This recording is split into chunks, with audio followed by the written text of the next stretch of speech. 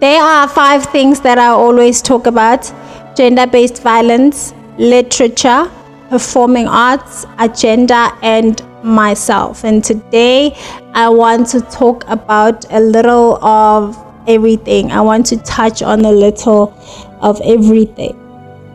Dumelang bakgaitso, I'm Tebogo Tintin. Welcome to Time with T. Thank you so much for choosing to spend time with me for the last time this year. This really just brings a smile to my face when I say I'm doing Time with T for the last time this year, because it's a reminder that there was a time when I was doing it for the first time this year, and it being the last time means that time did move, and with that time I did a little bit of something. It might not be my 100th or my 1000th time with T, but for the fact that I moved from the first one to the second one and now doing the last one means a little something to me. It means that I participated in life, even though there were days when I didn't want to partake in this life thing, but I did anyway, and here I am today.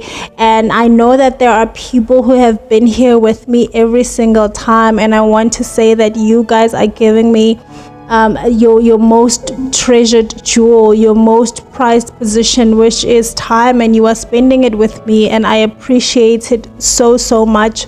Your support means the world to me, which makes you my treasured jewel. So ke a leboga. All right, let me start by talking just a little bit about me. This year had hands, and this year threw hands. And as the year ends, we can only raise our hands to the one above who gave us these hands to say, you know what, praise goes to the Almighty who spared us till these last days of the year. And one can't help but also just be grateful for the lessons that we've learned along the way, the mistakes that we've made. I think that is the only way that some of us learn, by making mistakes. And honestly, if it's a mistake that you can learn from, then it's not a loss, it's a win. I would like to offer my sincerest apologies to the people that I have wronged and that I have hurt this year. And I would like to say that I hope that you accept my apologies, and I hope that you will deem me worthy of your forgiveness, and that you grant me your forgiveness whenever you're ready. And to the people that I have made happy, you are most welcome. I hope to do it again. To the people that have wronged me and have hurt me, you are forgiven. You are forgiven, because this life thing, as long as it might seem, it really is too short, and we can't spend our lives holding grudges, because then we limit growth. We take away space where growth can be when we hold space for grudges. So all is well, you're forgiven. To the people that made me happy this year, please do it again, and again, the next year, and the next year, and the next year. To the people that have been loyal and supporting me throughout all the projects that I'm a part of, thank you so much. Let's continue making beautiful art. Let's continue reading beautiful books. Let's continue talking about beautiful art and beautiful books. Let's just continue being the people that we were destined to be, or rather we were created to be, or we aspire to be. Let's just continue just being a part of growth and a part of change, positive growth and change, that is. Okay, let's first talk about gender-based violence. The gender in gender-based violence does not stand for women. It stands for everyone, men and women, of all ages, from children to grown adults. So when we speak of gender-based violence, we literally just mean person-to-person violence and violation and perpetration and injustices. And as a country, we rate very high when it comes to these things. Our stats by the World Health Organization are increasing at a rapid speed, and that's unsettling. And I would really like for us to join hands and find ways and find solutions and see what can be done to remedy this, to come back to this. And I know that it's a song that we've been singing for years now. I remember when I started coming up with the idea of starting my movement agenda. Well, it started as Agenda, and then it went to Agenda and Agenda 23, but we're back now. It's a story for another day, what was happening, but with the red tapes and all the hoops, all the hurdles that you have to jump through. But we are back now to straight up Agenda. I'm very happy about that, and I can pick up where I had left off many moons ago. When it comes to aiding victims and survivors of gender-based violence in the little way that I possibly can, with the help of people who wear bigger hats than mine.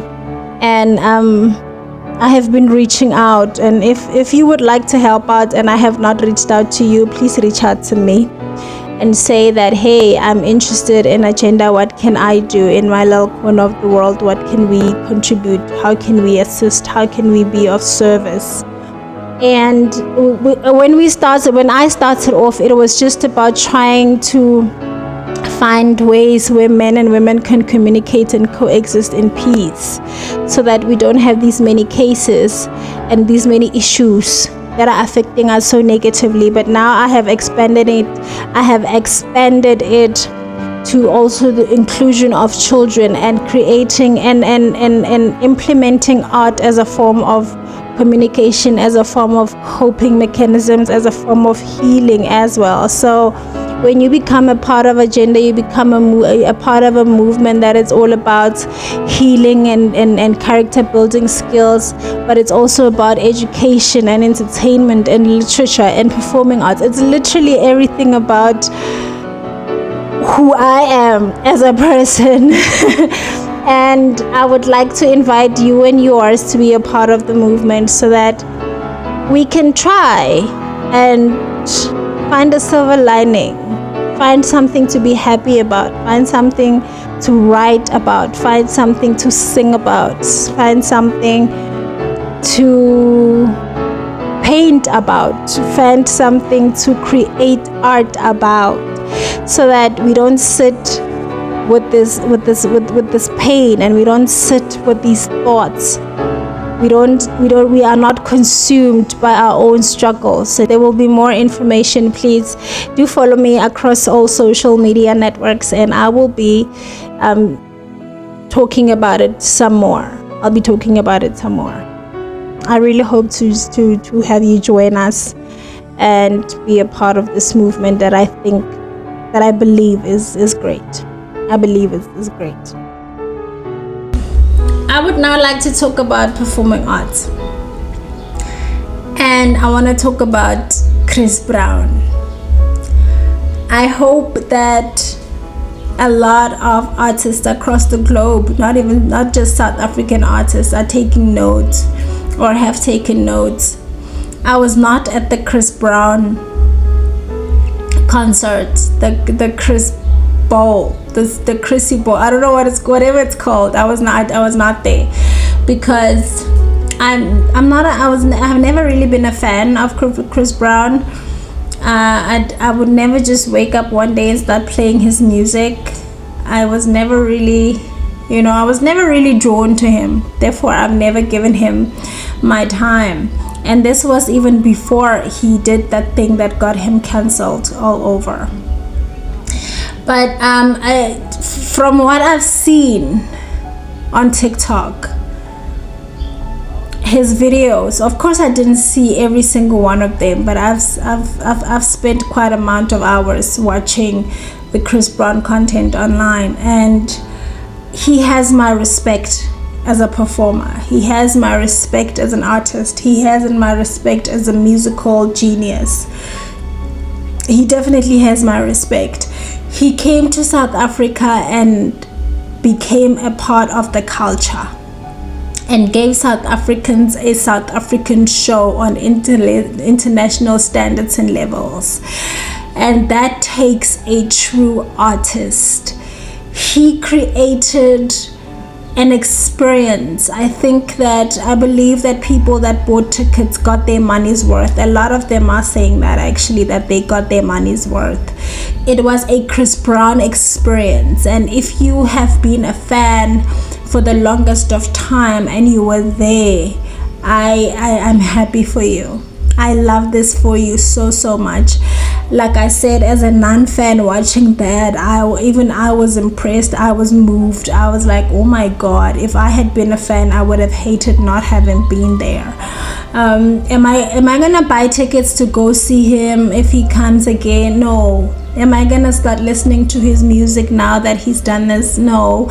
Am I gonna keep watching the concert videos and those clips? Absolutely. Am I gonna read the articles? Yes. Am I gonna read the critics? Yes.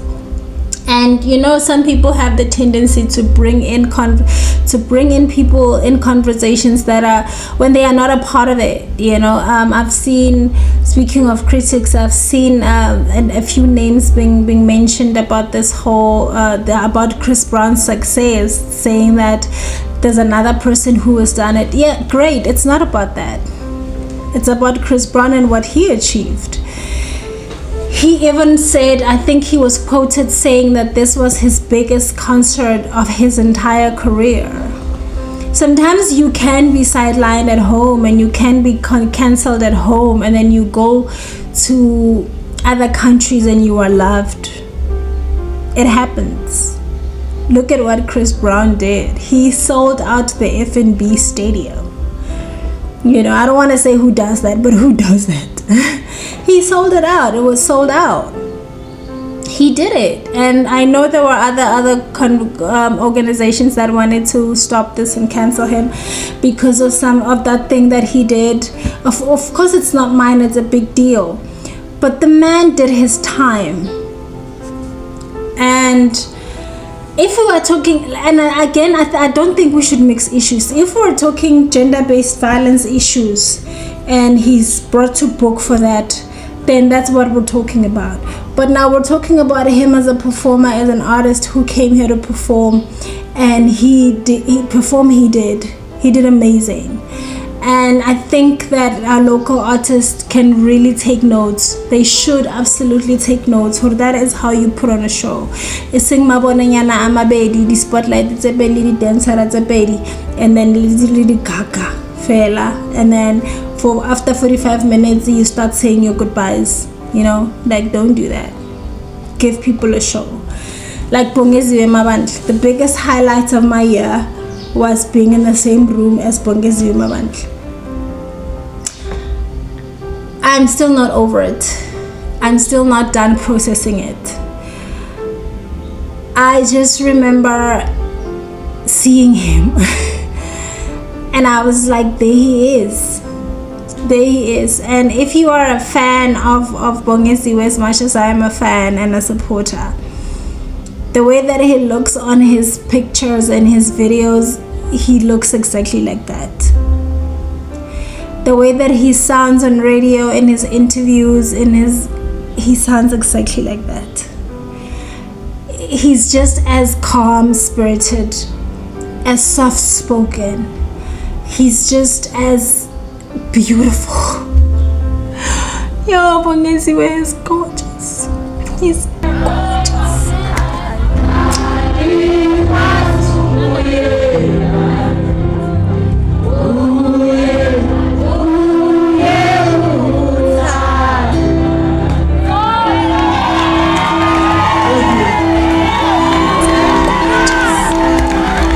But yeah, when it comes to performing arts, I think that Chris Brown has set the bar. I think Bongeziwe Mabandla has set the bar. It's okay. You can sell out every single place that you go to and have people and have people standing in the nosebleeds screaming your name and singing out your songs. You can. That was the biggest highlights of the year. Oh yeah, at the end of this I was gonna do highlights and lowlights. I've already done my highlight. I might as well just do the lowlight, because if you have to take the good with the bad. If you're going to embrace the good, you have to also just acknowledge the bad and say, hey, that happened, it was not nice, but we move. My lowlight has got to be, it would have to be my niece being sick and being hospitalized. That was scary. Yeah, that was quite scary. That was low. Yeah, that was not nice. Nah, that was not nice at all. I don't want to talk about it. It was just not great. But yeah, we move. Let's talk about literature.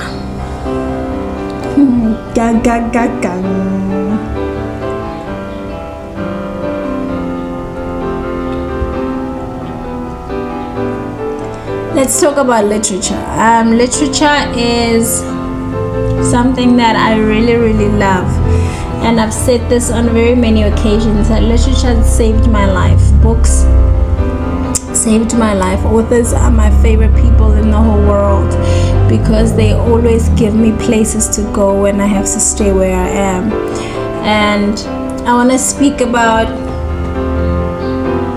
the great books, just a quick roundup of the great books that I've read this year. My Capricorn diary. It's Capricorn season, baby. It's Capricorn season. Tshegofatso Tiane Sipula, Mental Decay. This is definitely one of the best books that I've read this year. And if you have not read it, it is my strong recommendation that you go out and get it. It should be in every household. I've said this many times. You should have a copy of this. Of course, When Love Kills. Melinda Ferguson is an author who I think she was brought under the microscope quite a lot with the release of this book, and a lot of people were like, why are you telling other people's stories when you should be telling your own? But here's the thing, she did. Before she started writing about other people, she started writing about herself. There is nothing about herself and her struggles and a drug addiction and losing everything. There is nothing about her life that she did not write and put out into the world before she started writing about other people. And again, I know she came under fire with this book, but after reading it, we needed to know this information. And for Chris Brown, AKA, so never been a fan. I was never a fan. Was never really in. I would never wake up one day and play AKA's music, but I know, oh Jiga my baby, Jiga. No, that's not him. But there's a Jiga song. Kiona. Jigeleza. Jigele, something like that. That's it. That's all I know. But the way that Melinda told the story without taking sides. She's not on anyone's side. In the beginning of the book, when you start especially reading the parts about Anele, you would think that she's writing like she is on her side, but she really isn't. As a reader, you kind of understand the sensitivity of the writing process. And I'm not defending anyone here in any way, shape or form. I'm just a reader who was curious about a book, and I read this, and I will suggest, especially if you are a fan of both these people, especially. And I know both family members, Saha Anele and AKA, distanced themselves from the book. That's fine, but I respect Melinda for putting this work out. And at first, when I was listening to and reading social commentary, and I was like, why did she do it? Why did she do it? But it's so easy to form opinions over things that you know nothing about. As soon as I finished reading the book, and I was like, oh, I get why she wrote it. I get it, and I'm glad she did, and I'm gonna thank her for it. And then I read Miki. I don't know how to pronounce this last name. I don't know if it's Agrawal or Agrawal but Miki. Disrupt Her. Of course I'm gonna read this book, of course. And I know a lot of people think that I'm a feminist, and I'm not a feminist. This new age feminist, I'm not this new age feminist. I have to say that I agree quite a lot. Yeah, this is gonna sound a little weird, but I do agree quite a lot with Dineo Ranaka about the things that she says when it comes to femininity and the patriarchy system and misogyny and all of that. I like being a woman. I like my place as a woman. I like womening.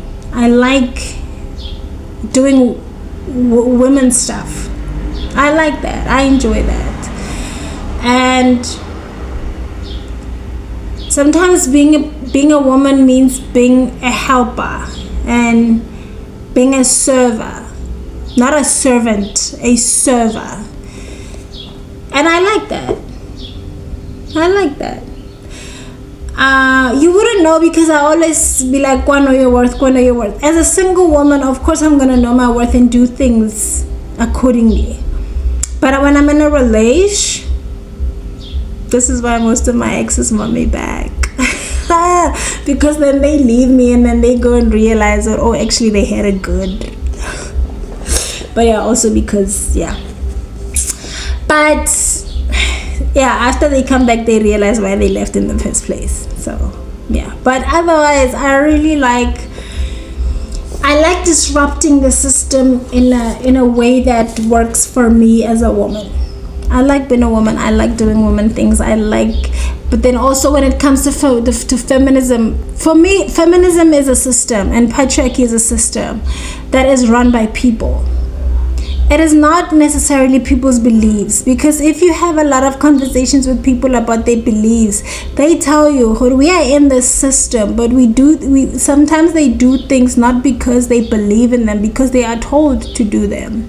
And as a people, I will never be a part of a conversation that says women need to do this, women need to man up, take me out of the group chat. The same way I will never be in a conversation that says black children don't read, black children, take me out of the group chat. But if the conversation is about how do we then as women find solutions to make men see that our empowerment is not their disempowerment, and if we reach their levels then they need to go higher, I'm a part of that conversation. If we're talking about, okay, a lot of our kids do not have access to certain reading material or to certain literature or to certain things, how do we then make sure that we get these things to them so that they can be fully equipped? I'm a part of that conversation. Mara, to sit on any platform and say black kids don't read, our kids can't read, black people don't read, our people don't, I'm not a part of that conversation. Take me out of the group chat. Anything that says black people can't or women can't, I'm not a part of it. But anything that says how can we, please add me into the group chat, and then we can talk about it and we find solutions. Hence, so that we can find solutions one gender at a time. Another literature treat this year, Lucas Mangupe Alive. I have spoken about this book so many times, and I will speak about this book for the rest of the year and the rest of the next year. Upasakhalwe, brilliant. Rele batswana ra leboga, rele babadi ra leboga. As Mokwadi, you did a stellar job. So you did a stellar job. This is excellent. This is pure black excellence. When black people write, and black people will read to understand. So thank you for this serving, Opa. This is like my literature highlight of the year. Definitely, it skyrocketed to number one. My number one recommendation of the whole entire year is this book. Listen to me. I've been doing book of the month for a while. Now I'm giving you book of the year. This is book of the year. This is book of 2024. This is book of 2024. This. Literary excellence. This. Bible. Alright, so now let's talk about, we spoke about gender-based violence, we spoke about performing arts, we spoke about literature, we spoke about agenda, we spoke about me. What else is there to talk about? Let's end the year on a high note. Let's end the year on a good note.